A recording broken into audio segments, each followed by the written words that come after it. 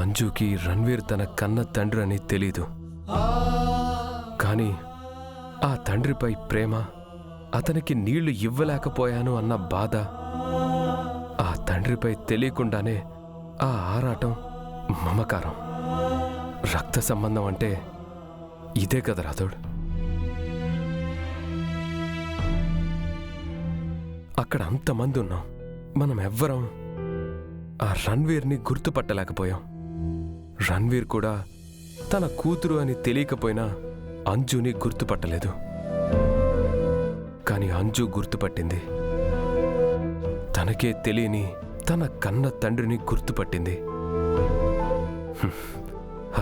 God is great Rathod.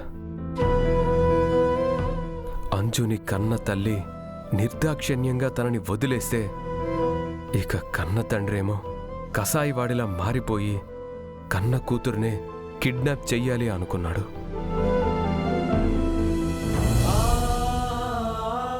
Anju తన కూతురని తెలిస్తే ఎలా ఫీల్ అయ్యేవాడు?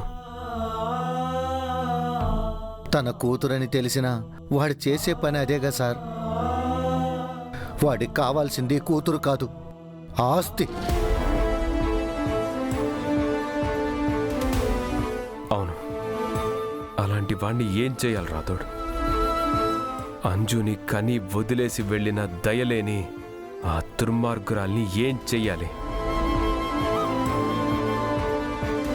వాళ్ళ వల్ల అంజుకి ఏదైనా ఆపద జరిగిందో ముందు రణ్వీర్ని ప్రాణాలతో వదిలిపెట్టను.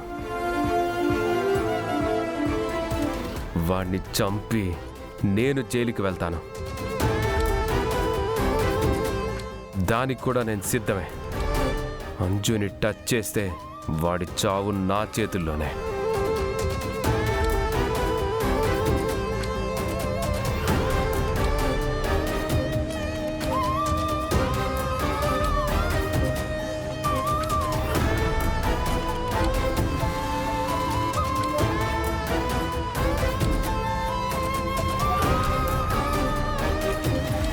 రాథోడ్, సార్ ఎప్పుడు ఇంత సీరియస్గా ఉండటం నేను చూడలేదు మిస్ అమ్మ. జైలు నుంచి రణవీర్ రిలీజ్ అయ్యి హైదరాబాద్ వచ్చి అంజు నెత్తుకెళ్లే ధైర్యం చేశాడంటే దీని వెనక ఖచ్చితంగా ఆ మనోహరి హస్తం ఉండే ఉంటుంది. మనోహరి సాయం లేకుండా రణ్వీర్ ఒంటరిగా ఏం చేయలేడని మనకు తెలుసు కదా రాథోడ్.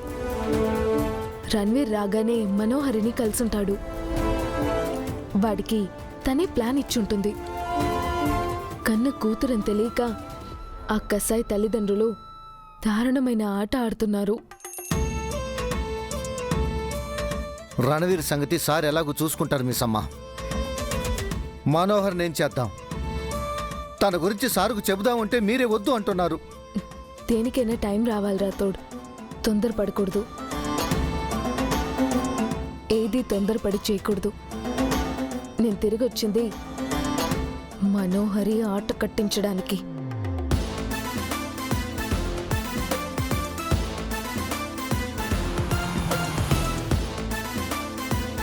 పాపి చిరాయు అని మనం తలచుకోగానే వచ్చింది చూడు మిసమ్మా.